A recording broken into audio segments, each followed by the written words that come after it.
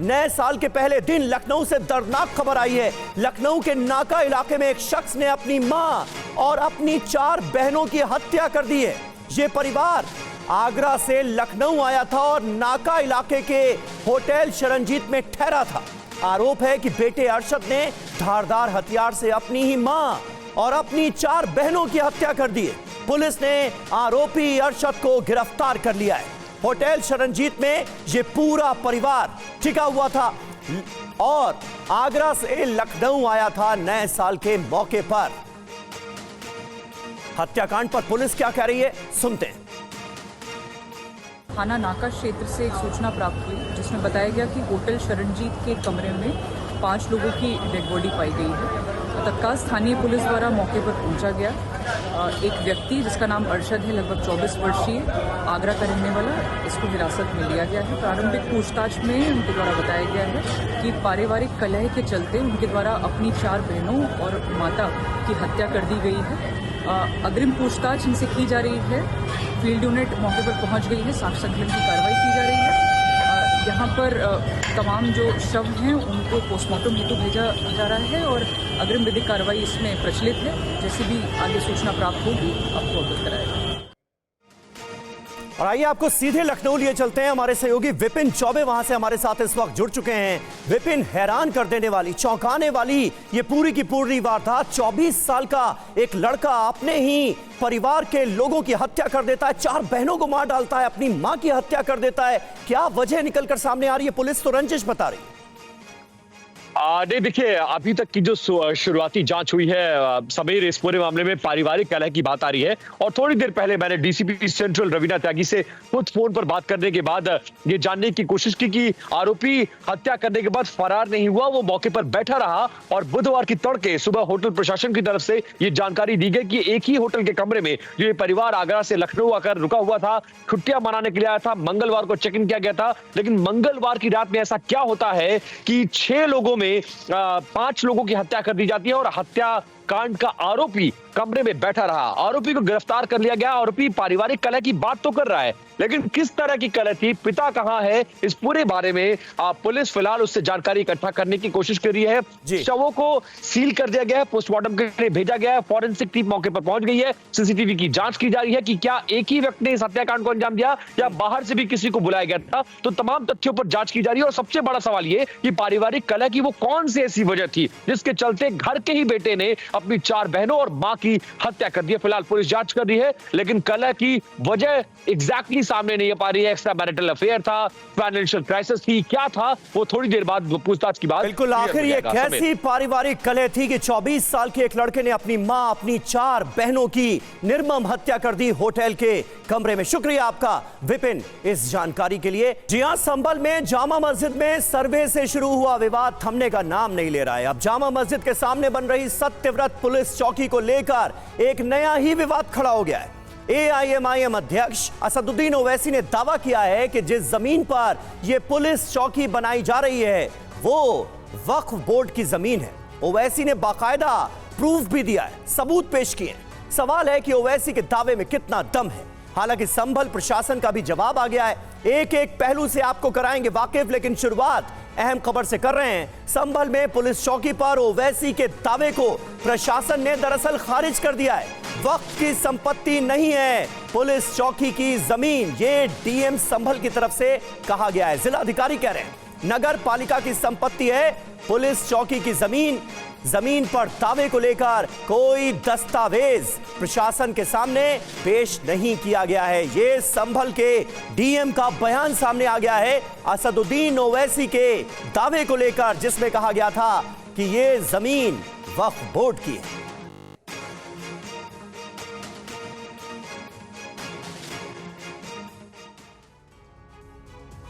और संभल के डीएम राजेंद्र पेंसिया से टीवी9 संवाददाता अभिजीत ठाकुर ने इस मसले पर बात की है। क्या कह रहे हैं वो असदुद्दीन ओवैसी के दावे को लेकर, सुनते हैं। सर, चौकी का निर्माण हो रहा है मस्जिद के सामने, उस पर विवाद नया खड़ा हो गया। उनका कहना है कि वक्फ की संपत्ति है। असदुद्दीन ओवैसी भी ट्वीट करके डॉक्यूमेंट्स दिखा रहे हैं कि यह है, और जो निर्माण हो रहा है वो गलत तरीके से हो रहा है। क्या अपडेट है इसके ऊपर? सत्यव्रत पुलिस चौकी के विषय में अभी तक कोई विवाद नहीं है। कोई भी प्रभावित या विधिक पक्ष हमारे पास नहीं आया है। कल जो हमें दस्तावेज मिले थे उनकी जांच हमारे द्वारा की गई, उसमें किसी प्रकार का कोई भी विधिक चीज़ और जो नियम भूमि के स्वामित्व का वहाँ लागू होना चाहिए वो लागू भी नहीं हो रहा है। और सबसे बड़ी बात, जो दस्तावेज हमें दिया गया वो रजिस्टर्ड भी नहीं है। तो यदि और भी कोई दस्तावेज आते हैं तो नियमानुसार कार्रवाई की जाएगी, और प्रभावित पक्ष यदि हमारे पास आता है तो भी हम उनके डॉक्यूमेंट्स को जांचेंगे। ऐसा कह रहा है कि संरक्षित स्मारक के सामने जो निर्माण हो रहा है वो भी नियम के विरोध में है, इस पे भी सवाल उठाए जा रहे हैं। जो नियमानुसार कार्रवाई हमारे स्तर पर की जानी थी वो हमने कर दी है, और जो कुछ भी हम कर रहे हैं वो नियमानुसार कर रहे हैं। जमीन असल में किसको बिलोंग करती है सर? भूमि वर्तमान में नगर पालिका परिषद के अंतर्गत आबादी के रूप में दर्ज है और नगर पालिका परिषद की संपत्ति के रूप में दर्ज है।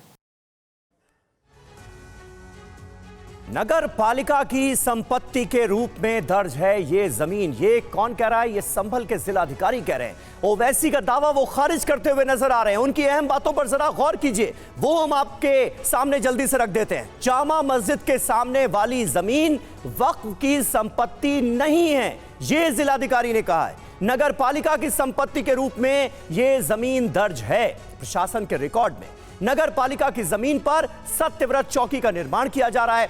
अभी तक कोई भी दस्तावेज सामने नहीं आया है। अगर कोई दस्तावेज लेकर आता है तो इसकी जांच की जाएगी, ये जिलाधिकारी संभल ने भरोसा दिलाया है। और देखिए, संभल में पुलिस चौकी की जमीन पर ओवैसी ने क्या दावा किया था आपको बता दें। संभल में वक्फ की जमीन पर बनाई जा रही है पुलिस चौकी, ये उन्होंने कहा। स्मारक अधिनियम के तहत संरक्षित स्मारकों के पास निर्माण पर प्रतिबंध है, निर्माण प्रतिबंधित है, लेकिन उसके बावजूद भी यहां पुलिस चौकी का निर्माण किया जा रहा है मस्जिद के सामने।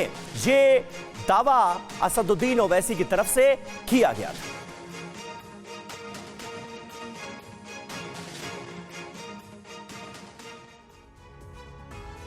तो देखिए, इस पुलिस चौकी की जमीन को लेकर एआईएमआईएम के प्रमुख ओवैसी क्या दावा कर रहे हैं, क्या कह रहे हैं, जरा आपको बताते हैं। ओवैसी ने कहा है कि जैसा रिकॉर्ड में दर्ज है, संभल की जामा मस्जिद के पास बनाई जा रही पुलिस चौकी वक्फ की जमीन पर है। प्राचीन स्मारक अधिनियम के तहत संरक्षित स्मारकों के पास निर्माण कार्य प्रतिबंधित होता है। संभल में खतरनाक माहौल बनाने के लिए केंद्र और यूपी की सरकार जिम्मेदार है, ये कहा गया है उनकी तरफ से। और संभल से हमारे संवाददाता अभिजीत ठाकुर इस वक्त हमारे साथ मौजूद हैं। कुछ और खास मेहमान हमारे साथ जुड़े हुए हैं। मनीष शुक्ला हमारे साथ मौजूद हैं, प्रवक्ता भारतीय जनता पार्टी के। प्रवेश चौधरी प्रवक्ता विश्व हिंदू परिषद के हमारे साथ मौजूद हैं।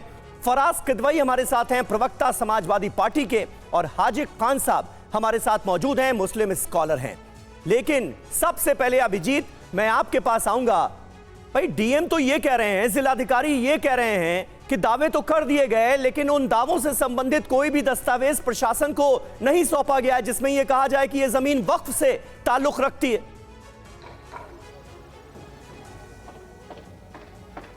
जी, निश्चित तौर पर। और कल हमारी जब जिलाधिकारी से बातचीत हो रही थी, शाम की बात है, तब तक भी उनके पास कोई व्यक्ति या फिर कोई संस्था से लोग उनके पास ऐसे दस्तावेज के साथ नहीं पहुंचे थे। प्रशासन का यही कहना है कि यदि उनके पास कोई क्लेम करने के लिए आता है और उचित दस्तावेज के साथ आता है तो निश्चित तौर पर इस पर जाँच करेंगे। लेकिन फिलहाल जो ये जमीन है वो नगर पालिका की कस्टडी में है और यहाँ पर जो निर्माण चल रहा है वो नियमानुसार ही चल रहा है, ऐसा उनका कहना है। और देखते ही देखते आप देखिए कि चौकी का निर्माण जो है वो आज लेंटर तक भी पहुँच गया। यहाँ पर हो रही है और उसके अलावा जो जानकारी एक नई सामने आ रही है कि आज इसका उद्घाटन भी हो सकता है विधिवत रूप से, यानी कि काम करना ये चौकी शुरू कर देगी आज से और उसके बाद ये निर्माण कार्य जो है वो चलता रहेगा। तो तमाम विवादों के बीच प्रशासन की तरफ से लगातार यही कहा जा रहा है कि नियमों के अनुसार ही ये सारा काम हो रहा है। एसपी से भी कल हमने इसी स्पॉट पे बात करी थी जहां पर निर्माण हो रहा है, उनका भी यही कहना था कि कोई उनके पास इस तरह की शिकायत अभी तक आई ही नहीं है कि ये जमीन वक्फ की है या फिर किसी अन्य व्यक्ति की है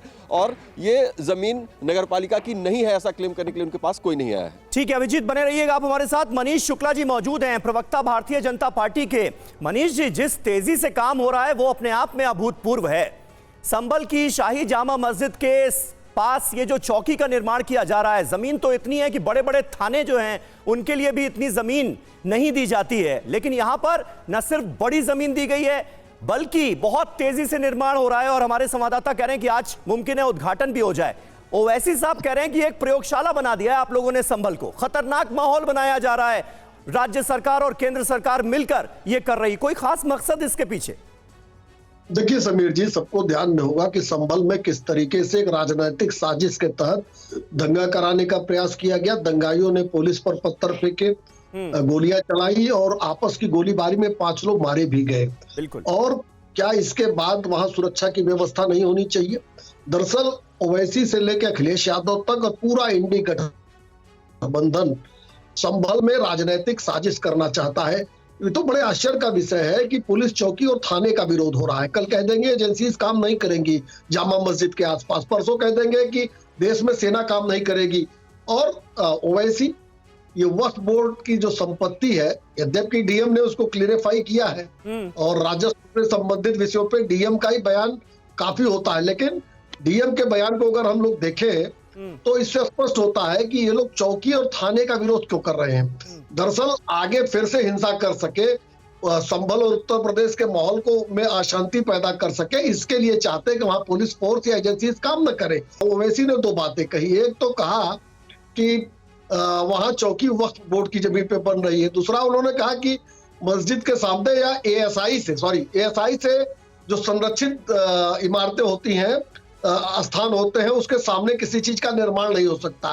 तो ओवैसी भी हमको लगता है कभी जामा मस्जिद गए नहीं, केवल राजनीति कर रहे हैं। मनीष जी, लेकिन जो वो कह रहे हैं उनका ये कहना है कि हवा हवाई ये दावे नहीं है, बाकायदा उन्होंने सबूत दिए हैं, दस्तावेज पेश किए हैं, मुरादाबाद में वक्फ का जमीन नंबर क्या था वो भी बताया है और उन दस्तावेजों के आधार पर वो कह रहे हैं कि भाई वक्फ की जमीन है। देखिए, पहला दावा क्या है कि ये वक्फ की जमीन है, इस पर चौकी का निर्माण नहीं हो सकता। दूसरा दावा ये है कि संरक्षित स्मारक है जो जामा मस्जिद है वहां की, तो उसके आसपास तो निर्माण इजाजत ही नहीं है। देखिए, अच्छी बात आपने कही, ये बात और क्लियर होना चाहिए। हाँ। आखिर उन्होंने सबूत किसको दिया?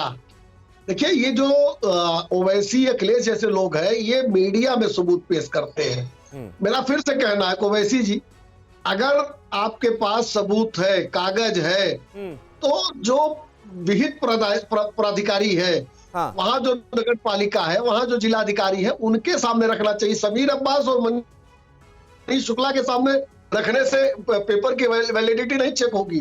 देखिए, ये लोग केवल और केवल ओवैसी तो ऐसे व्यक्ति हैं जो संविधान और कानून की शपथ लेके सबसे ज्यादा उसका उल्लंघन करते हैं, सबसे ज्यादा उसकी अवमानना करते हैं। ये सेंसेशन पैदा करना चाहते हैं उत्तर प्रदेश में। आप ये कह रहे हैं कि सबूत जो है वो प्रशासन के सामने क्यों नहीं रखे गए? प्रशासन भी ये कह रहा है कि अभी तक किसी ने दस्तावेज हमारे सामने तो रखे नहीं। फराज किदवई साहब, क्या फिजूल का विवाद पैदा करने की से कोशिश समाजवादी पार्टी मानती है, या फिर आपको वाकई लग रहा है कि असदुद्दीन ओवैसी के दावों में दम है, समाजवादी पार्टी की नजर में भी ये जमीन वक्फ की जमीन है और यहां पर चौकी का निर्माण नहीं होना चाहिए? देखिए समीर जी, सभी को पैनलिस्ट को, आपके दर्शकों को, आपको नए साल की बहुत बहुत मुबारकबाद और शुभकामनाएं। और नए साल में हम ये उम्मीद करते हैं कि उत्तर प्रदेश के मुख्यमंत्री, उत्तर प्रदेश की जो जर्जर कानून व्यवस्था है, उत्तर प्रदेश जो आज की तारीख में हर पैरामीटर्स पर जर्जर हो चुका है, वो उस पर कुछ न कुछ ध्यान देंगे। समीर जी, 2 चीजें हैं जी। आपने अपने ओपनिंग स्टेटमेंट में 2 चीजें कही। मनीष शुक्ला जी ने भी बड़ी लॉ एंड ऑर्डर की बात करी, लेकिन जैसे ही आपने ये डिस्कशन ओपन किया, आपने बोला कि लखनऊ में एक ही परिवार के 5 लोगों की हत्या हो गई, और दूसरा आपने बोला कि मॉब लिंचिंग में एक व्यक्ति को पीट करके मार डाला गया। देखिए, प्रॉब्लम बड़ी है समीर जी। मैं आता हूं ओवैसी साहब के इस पर भी। प्रॉब्लम बड़ी मैं इसलिए बोल रहा हूं कि आज देश में जो हालात भारतीय जनता पार्टी और इनके जो सहयोगी संगठन है वो पैदा कर रहे हैं, वो बहुत ही एक खतरनाक मोड़ पर देश को लिए जा रहे हैं। देखिए, आज ही मैं बोल रहा हूं, नए साल के दिन द हिंदू में प्यू रिसर्च की एक रिपोर्ट छपी है, आप जरूर पढ़िएगा, अपने दर्शकों को पढ़वाइएगा। ये हाफ पेज की रिपोर्ट है और ये आज ही छपी है। इसके हिसाब से जो रिलीजन रिलेटेड हॉस्टिलिटीज हैं 2022 में, उसमें इंडिया ने 198 कंट्रीज में टॉप किया है। और इसमें जो एक SHI निकाला जाता है, सोशल हॉस्टिलिटी इंडेक्स, उसमें जो इंडिया का स्कोर है वो 9.3 है। इस दुनिया में सबसे ज्यादा अगर किसी का स्कोर है आउट ऑफ 10 तो ये भारत का आ रहा है। तो आप देखिए कि भारतीय जनता पार्टी ने कहां पर ला करके देश को खड़ा कर दिया है। दूसरी बात, अभी एक बात हो रही थी कि तेजी से बड़े वहां पर संभल को लेकर आपकी राय क्या है? क्या आपको भी लगता है कि संभल को एक प्रयोगशाला बना दिया गया है?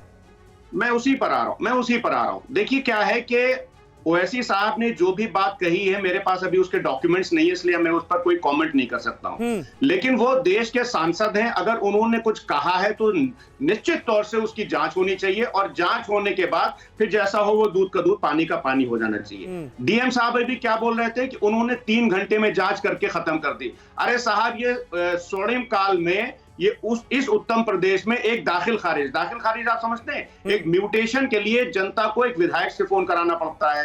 परिवार के मुखिया की अगर मौत हो जाती है तो उसको जो अपना क्या नाम है, जो अपनी प्रॉपर्टी उसके नाम आनी होती है, उसके लिए एक सांसद को उससे फोन कराना पड़ता है। मोती सिंह जी, इनके जो पुराने एमएलसी थे, एक्स एमएलसी, वो कहते हैं कि तहसील और थानों में जितना ज्यादा भ्रष्टाचार पिछले 40 साल के उन्होंने अपने कैरियर में कभी नहीं देखा। ये भारतीय जनता पार्टी के मंत्री और भारतीय जनता पार्टी के विधायक कह रहे हैं, और डीएम साहब ने 3 घंटे में चेक करके और बिल्कुल क्या नाम है, सर्टिफिकेट भी दे दिया कि ये जमीन वक्फ की नहीं है।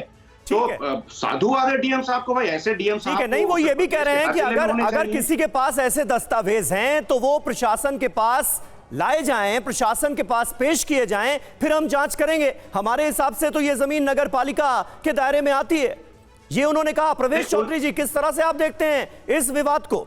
एक चौकी बनाई जा रही है और संभल में हम लगातार देख रहे हैं कुछ ना कुछ ऐसा हो रहा है जिसको लेकर विवाद बना हुआ है। ये यूपी का संभल, इसे लेकर सरकार की कोई खास मंशा इसके पीछे आप देखते हैं क्या? ऐसा है, ये सियासत कर रहे हैं मुस्लिम्स, जो हमारे लीडर्स हैं वो सियासत में लगे हुए हैं। आप ये सोचिए कि संभल में हिंदुओं की जगहों को कब्जा किया गया, सरकारी जगहों को कब्जा किया गया, और अगर हिंदू समाज उनके लिए क्लेम करता है और सरकारी तंत्र के हिसाब से क्लेम करता है तो समस्या क्या है? दूसरी चीज, मान लो वो वक्फ की संपत्ति है, तो क्या वक्फ जो है वो इस देश के बाहर की चीज है क्या? क्या मुसलमान इस देश का नहीं है क्या? और वक्फ क्या इस देश का नहीं है क्या? सरकार अगर चाहती है कि कानून व्यवस्था अच्छे से रहे संभल में, उस तथा कथित मस्जिद के आसपास के क्षेत्र में, जहां हरिहर मंदिर था हमारा, तो उसके आसपास के क्षेत्र में कानून व्यवस्था व्यवस्थित ठीक से रहे, इसके लिए अगर कोई चौकी बननी है तो उसका लाभ किसको मिलेगा? क्या वहां के मुस्लिम समाज को नहीं उसका लाभ मिलेगा? या वहां जो अल्पसंख्यक हिंदू रह गया, क्या उसको नहीं उसका लाभ मिलेगा? लाभ मिलेगा ना। तो सरकार की जमीन है या वक्फ की जमीन है, अगर सरकार ने वक्फ की जमीन भी कब्जा करनी, उसको लेने की कोशिश करी, तो उस पर किसी को प्रश्न खड़ा नहीं करना चाहिए, क्योंकि वो जन कल्याण के लिए हो रहा है, वो समाज कल्याण के लिए हो रहा है। ठीक है ना?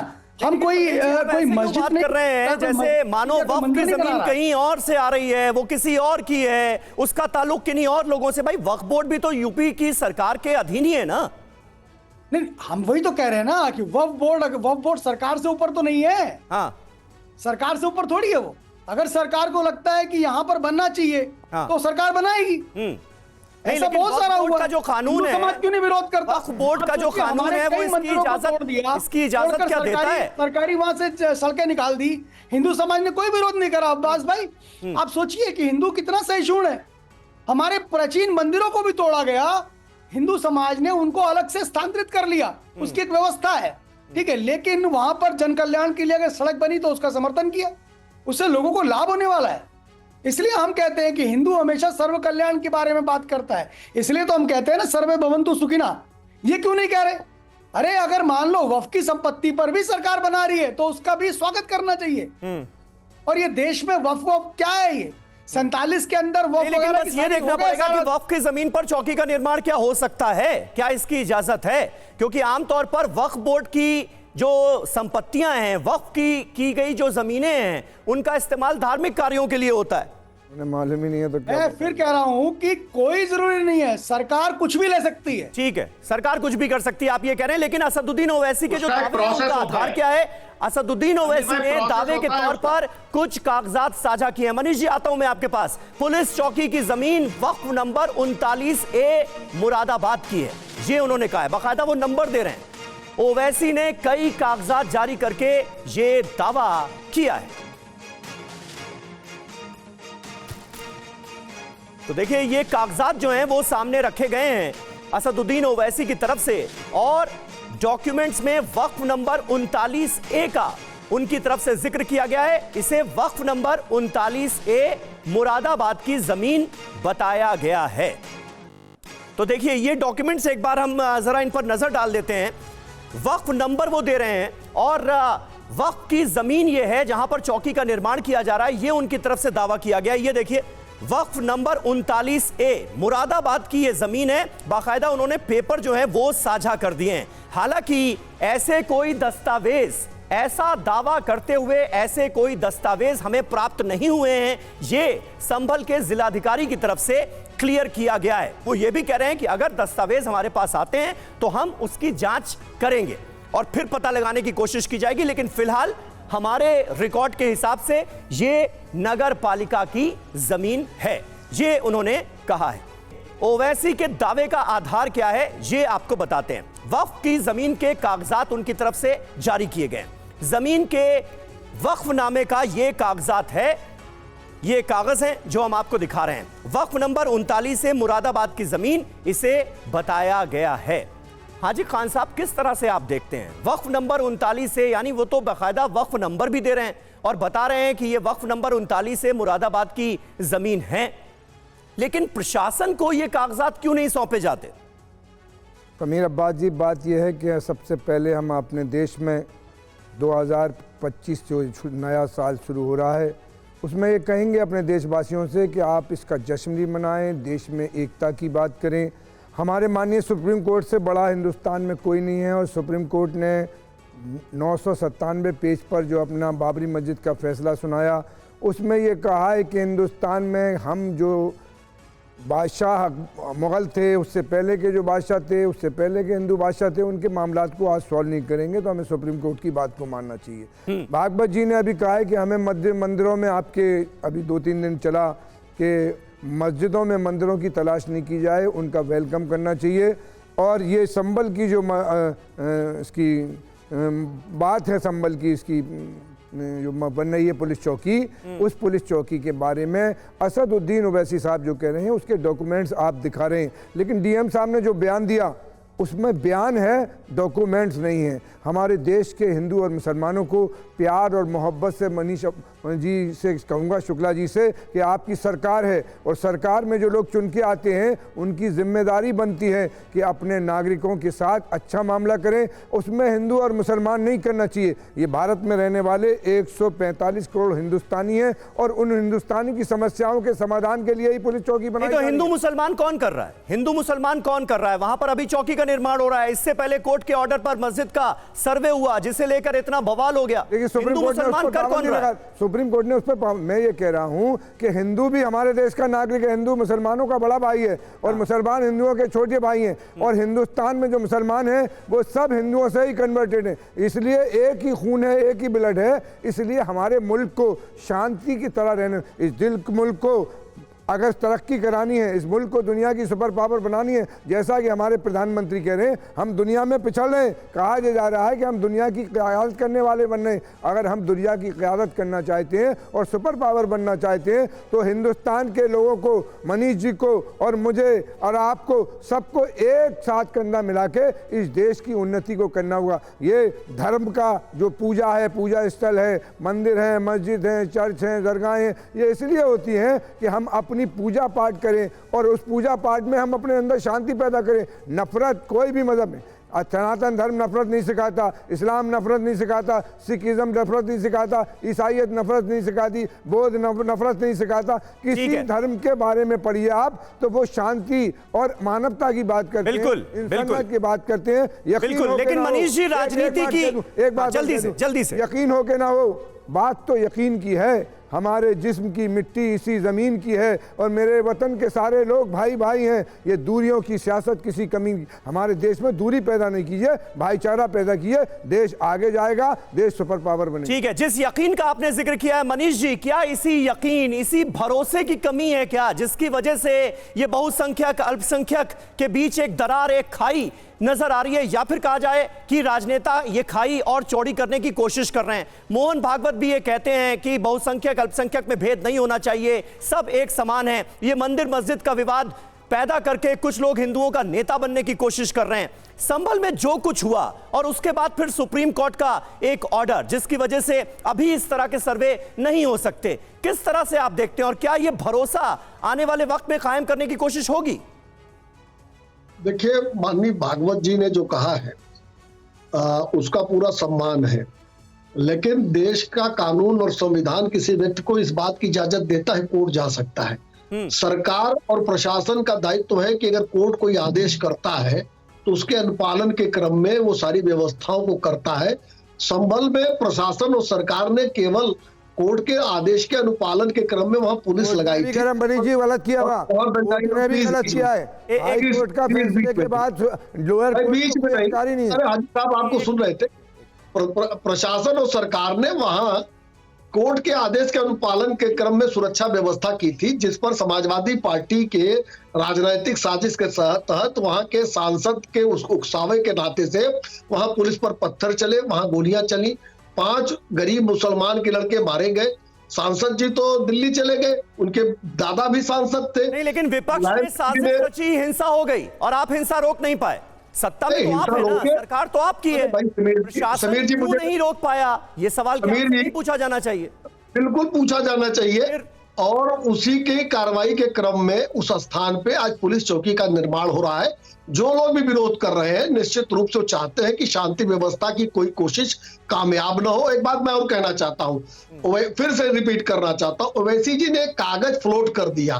वो कागज 39A, आप जैसे आपने कहा, मैं अभी कोई एक कागज फ्लोट कर दूं कि ये 40 नंबर है और पुलिस चौकी बन रही है। देखिए, जो राजस्व के मामले होते हैं वो डीएम, एसडीएम, तहसीलदार, आपकी तो सरकार है, वक्फ बोर्ड आपके सरकार के मंत्रालय के अधीन आता है। आपको करना क्या चाहिए था? आप 39A का पता कर लेते और आज हमारे सामने कह देते कि नहीं 39A तो फलाना जमीन है। ऐसा मेरी बात नहीं होने देंगे तो बात क्लियर हो जाएगी। अगर आधे से रोक देंगे तो वो गलत रूप से प्रस्तुत हो जाएगा। मेरा क्या कहना है कि वहां जो प्रशासन है उसने पूरी जांच की है। इसके बाद बात खड़ा करने के लिए एक कागज फ्लोट हो गया। उसी कागज को ओवैसी जी स्वयं चले जाए या फराज जी बैठे उनको भेज दे, लेके चले जाए डीएम के पास, तहसीलदार के पास, एनटी के पास, उसकी जांच हो जाएगी। ये जो कागज होता है समीर जी, राजस्व के मामले में कोई कागज हम फ्लोट करते हैं, कहते हैं वो जमीन, वो जो नंबर की, ठीक है, जिस नंबर में चौकी बन रही है वो ये फलाने कागज के अंतर्गत आती है। ठीक है, भाई साहब इसका जवाब दीजिए। और उन्होंने तो बड़ी बात कह दी, और ये बात कोई पहली बार मनीष जी नहीं कह रहे हैं, ये बीजेपी की तरफ से लगातार आरोप लगाया जा रहा है कि जो ऑपोजिशन पार्टियां हैं वो दरअसल माहौल खराब करने की कोशिश कर रही हैं। हम तो कोर्ट के आदेश पर सिर्फ सर्वे करवा रहे थे, प्रशासन जो है वो कोर्ट के आदेश का पालन करा रहा था, लेकिन पत्थरबाजी हो जाती है और उसके बाद ये स्थिति बनती है कि 5 नौजवानों की जान चली जाती है। एक बात और कहना था समीर जी, 5 सेकंड दीजिए, वक्त थोड़ा कम है। किदवई साहब 5 सेकंड। देखिए समीर जी, क्या है कि भारतीय जनता पार्टी जब उत्तर प्रदेश में उपचुनाव चल रहे थे तो उससे पहले एक सुनियोजित तरीके से इन लोगों ने बहराइच में दंगा कराया और पार्लियामेंट सेशन के ठीक पहले इन्होंने संभल में हिंसा करवाई। पार्टी का ये भारतीय जनता पार्टी के कहने पे कि हमेशा इन्होंने बात कर रहे थे और करा करके दंगों करा करके हमारे कहने पे दिल्ली तक कर रहे थे। प्रदेश को इनके विधायक का बेटा वहां अब दूसरी पार्टियों के साथ हमारे कहने पे खड़ा था। इनको बोलने क्या बात कहते हैं पराग जी, आप बोलिए क्या बात करते हैं पराग जी? नहीं मनीष जी, मनीष जी ऐसे बीच में मत बोलिए, आपने अपनी बात कह दी। और अगर सब कुछ जियाउर रहमान बर्क ही करेंगे तो सरकार क्या करेगी? दंगे रोकना तो आपका काम है ना। दंगे हो गए, पत्थरबाजी हो गई, 5 लोगों की जान चली गई। सरकार ने जो दंगाई थे उनसे जो नुकसान हुआ है उसकी भरपाई भी कर रही है और कड़े कदम उठा रही है। उसी के तहत चौकी का निर्माण हो रहा है। ठीक है, तो आपने जो अब आरोप लगाए हैं उन पर किदवई साहब को जवाब देने दीजिए। किदवई साहब बात पूरी कीजिए अपनी, जल्दी। भारत को बदनाम करने के लिए बैठे किदवई जी, एक रिपोर्ट लेके आ गए। मनीष जी प्लीज, पाकिस्तान से बदतर बता रहे हैं भारत को। किदवई साहब अपनी बात पूरी कीजिए आप। इनका राष्ट्र के नाम संदेश हो गया हो तो मैं अपनी बात शुरू करूं फिर समीर जी, वरना तो इनकी आदत है बीच में बोलने की। बोलिए, मैंने यही बोला है कि आपका वक्त पूरा हो गया है, अब आप किदवई साहब को बोलने दीजिए। किदवई साहब जल्दी से अपनी बात पूरी कीजिए, वक्त थोड़ा कम है। देखिए समीर जी, अभी आपने बोला कि इस देश में और इस प्रदेश में हिंदू मुसलमान कौन कर रहा है और धार्मिक उन्माद कौन फैला रहा है। अभी बात संविधान की हुई। असम के मुख्यमंत्री जो संविधान पर हाथ रख करके कसम खाते हैं कि वो सबको साथ में लेकर के चलेंगे, विधानसभा के अंदर बोलते हैं कि वो एक समुदाय का पक्ष लेंगे, बोलते हैं कि महंगाई मुसलमानों की वजह से बढ़ रही है। उत्तर प्रदेश के मुख्यमंत्री शेखर कुमार यादव के बयान के साथ खड़े दिखते हैं, लेकिन उत्तर प्रदेश के माननीय मुख्यमंत्री जी को यह नहीं पता है कि 7 मई 1997 को restatement of values of judicial life को ऑलरेडी एस्टैब्लिश किया हुआ है। लेकिन माननीय मुख्यमंत्री जी ये बात नहीं समझेंगे। क्यों? क्योंकि उनको तो एक नफरत की खुदाई करनी है ना हिंदू और मुसलमानों के बीच में। गिरिराज सिंह क्या कहते हैं कि भारत में जो ट्रेन एक्सीडेंट्स होते हैं वो मुसलमानों की वजह से हो रहे हैं। मतलब जिन लोगों ने संविधान को बचाने की जिम्मेदारी ली थी वही लोग संविधान को समीर जी तार तार कर रहे हैं। रमेश बिदूड़ी जी ने संसद में 1947 के बाद पहली बार भारतीय जनता पार्टी के सांसद ने एक ऐसा बयान दिया कि जिसके ऊपर प्रधानमंत्री जी तक को अपोलोजाइज करना पड़ा।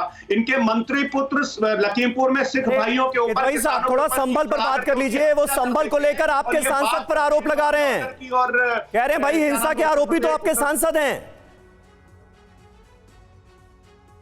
अरे आरोपी तो इनके भारत को आरोपी तो इनके विधायक जाते हैं। भारत की स्थिति बांग्लादेश और पाकिस्तान से ठीक है। और इस बीच देखिए असदुद्दीन ओवैसी ने आरोप क्या लगाया वो भी जल्दी से बता दें। यूपी में कानून व्यवस्था खराब है, इसके लिए यूपी सरकार जिम्मेदार है, ये कह रहे हैं असदुद्दीन ओवैसी। जरा सुनते हैं।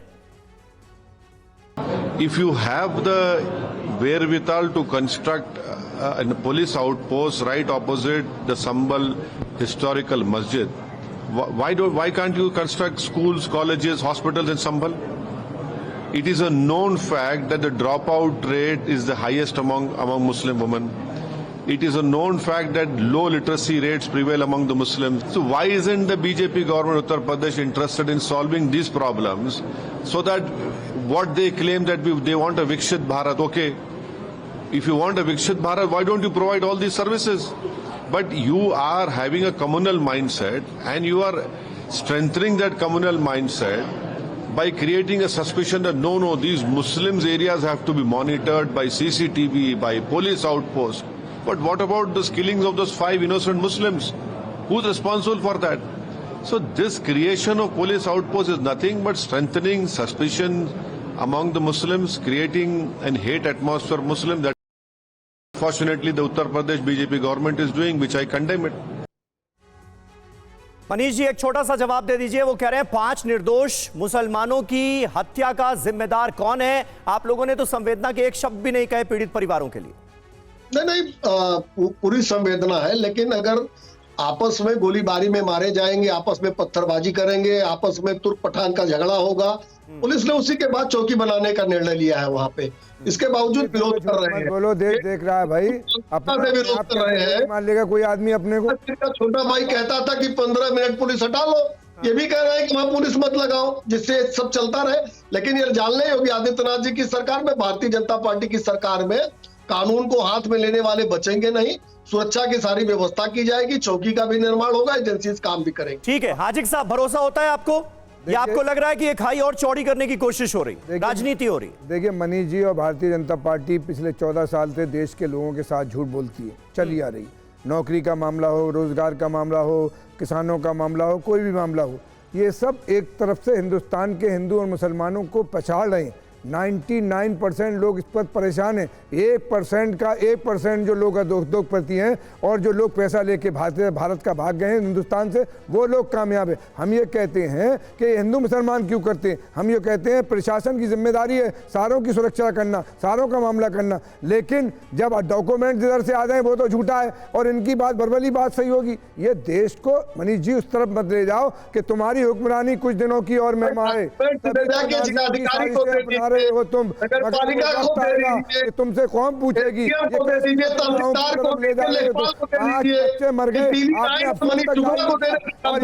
आपस में गोली चल के मर गए। ये देश की साथ झूठ मत, गोली मरी लगी है जिसके भी वो आपस में नहीं लगती, वो पुलिस से और प्रशासन से और मुसलमानों के बीच झगड़ा हुआ, उसमें गोली चली है और उसमें गोली से पुलिस के मारे गए, इसकी तफ्तीश होना चाहिए। और जिन लोगों की गोली से मरे हैं उनको जेल जाना चाहिए, चाहे वो मुसलमान की से मरे हो या पुलिस वालों की में। ये है इंसाफ, ये है अदल। और आप अगर इंसाफ और अदल नहीं जानते तो दुनिया का इतिहास पढ़ें, रामचंद्र जी से लेके और मनमोहन सिंह से अटल जी का इतिहास पढ़ें कि जो मुजरिम है उसको सजा मिलना चाहिए, चाहे वो प्रशासन का आदमी हो या ठीक है, यानी भरोसे में कमी की आप बात कर रहे हैं। प्रवेश जी, अगर वक्त क्योंकि बहुत ही कम बचा है, क्या आपको लगता है कि जब इस तरह की बातें की जाएंगी कि भाई कानून तो बहुसंख्यकों के हिसाब से ही चलेगा, तो फिर भरोसे की कमी रहेगी एक वर्ग में, जिस बात का जिक्र हाजिक साहब कर रहे हैं?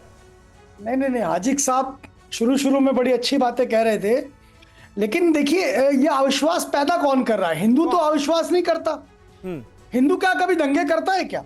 बाबरी हिंदू ने कभी भी 6 दिसंबर पहल नहीं करी। पूरी हिंदुस्तान में किसकी वजह से हुआ दंगा? अजित साहब किसकी सुनिए, वजह से हुआ? प्रवेश जी, हजारों लोग मर गए, तमाम मंदिर और मस्जिद सुनिए, किसकी वजह से छूटे?